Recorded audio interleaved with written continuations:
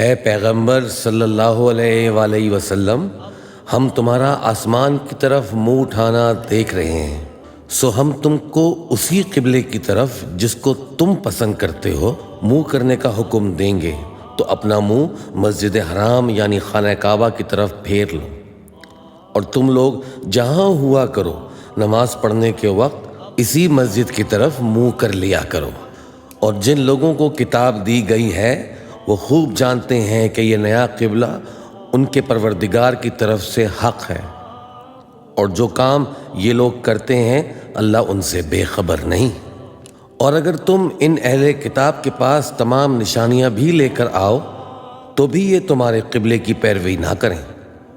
اور تم بھی ان کے قبلے کی پیروی کرنے والے نہیں ہو، اور ان میں سے بھی بعض کے قبلے کے پیرو نہیں۔ اور اگر تم باوجود اس کے کہ تمہارے پاس علم یعنی اللہ کا حکم آ چکا ہے ان کی خواہشوں کے پیچھے چلو گے تو ظالموں میں ہو جاؤ گے۔ جن لوگوں کو ہم نے کتاب دی ہے وہ ان پیغمبر آخر الزماں صلی اللہ علیہ وآلہ وسلم کو اس طرح پہچانتے ہیں جس طرح اپنے بیٹوں کو پہچانا کرتے ہیں، مگر ایک فریق ان میں سے سچی بات کو جان بوجھ کر چھپا رہا ہے۔ اے پیغمبر صلی اللہ علیہ وآلہ وسلم، یہ نیا قبلہ تمہارے پروردگار کی طرف سے حق ہے، تو تم ہرگز شک کرنے والوں میں نہ ہونا، اور ہر ایک شخص کے لیے ایک سمت مقرر ہے جدھر وہ عبادت کے وقت منہ کیا کرتا ہے، تو تم نیکیوں میں سبقت حاصل کرو۔ تم جہاں ہوگے اللہ تم سب کو جمع کرے گا، بے شک اللہ ہر چیز پر قادر ہے۔ اور تم جہاں سے نکلو نماز میں اپنا منہ مسجد حرام کی طرف کر لیا کرو، بے شبہ یہ تمہارے پروردگار کی طرف سے حق ہے، اور تم لوگ جو کچھ کرتے ہو اللہ اس سے بے خبر نہیں۔ اور تم جہاں سے نکلو مسجد حرام کی طرف منہ کر کے نماز پڑھا کرو، اور مسلمانوں تم جہاں ہوا کرو اسی مسجد کی طرف رخ کیا کرو۔ یہ تاکید اس لیے کی گئی ہے کہ لوگ تم کو کسی طرح کا الزام نہ دے سکیں، مگر ان میں سے جو ظالم ہیں وہ الزام دیں تو دیں، سو ان سے مت ڈرنا اور مجھ ہی سے ڈرتے رہنا۔ اور یہ بھی مقصود ہے کہ میں تم کو اپنی تمام نعمتیں بخشوں، اور یہ بھی کہ تم راہ راست پر چلو۔ جس طرح من جملہ اور نعمتوں کے ہم نے تم ہی میں سے ایک رسول بھیجے ہیں جو تم کو ہماری آیتیں پڑھ پڑھ کر سناتے ہیں اور تمہیں پاک بناتے اور کتاب یعنی قرآن اور دانائی سکھاتے ہیں، اور ایسی باتیں بتاتے ہیں جو تم پہلے نہیں جانتے تھے۔ سو تم مجھے یاد کیا کرو، میں تمہیں یاد کیا کروں گا، اور میرا احسان مانتے رہنا اور میری ناشکری نہ کرنا۔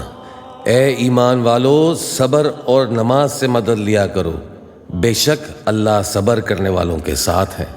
اور جو لوگ اللہ کی راہ میں مارے جائیں ان کی نسبت یہ نہ کہنا کہ وہ مرے ہوئے ہیں، وہ مردہ نہیں بلکہ زندہ ہیں، لیکن تم کو شعور نہیں۔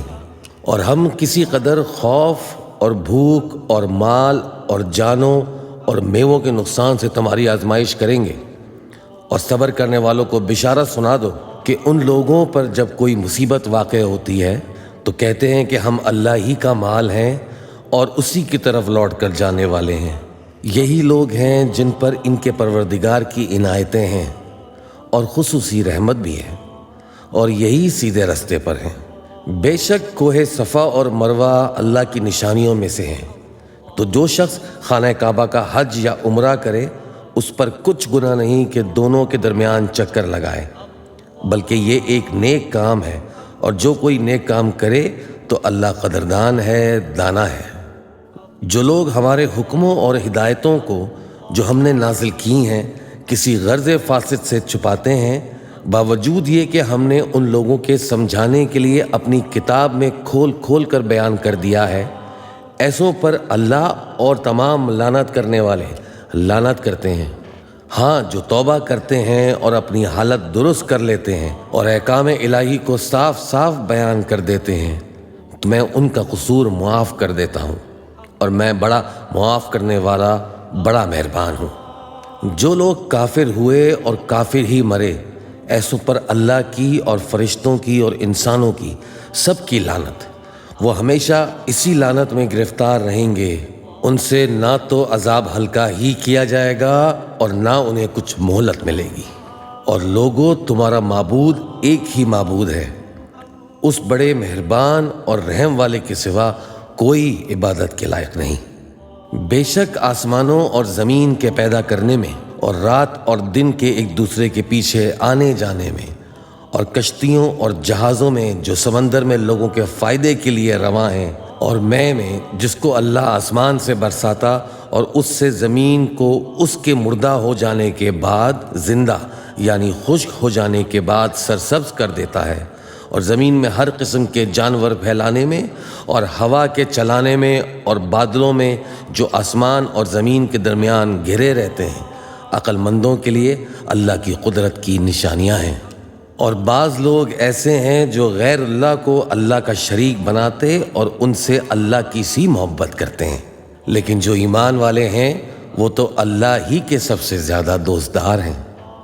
اور اے کاش ظالم لوگ جو بات عذاب کے وقت دیکھیں گے اب دیکھ لیتے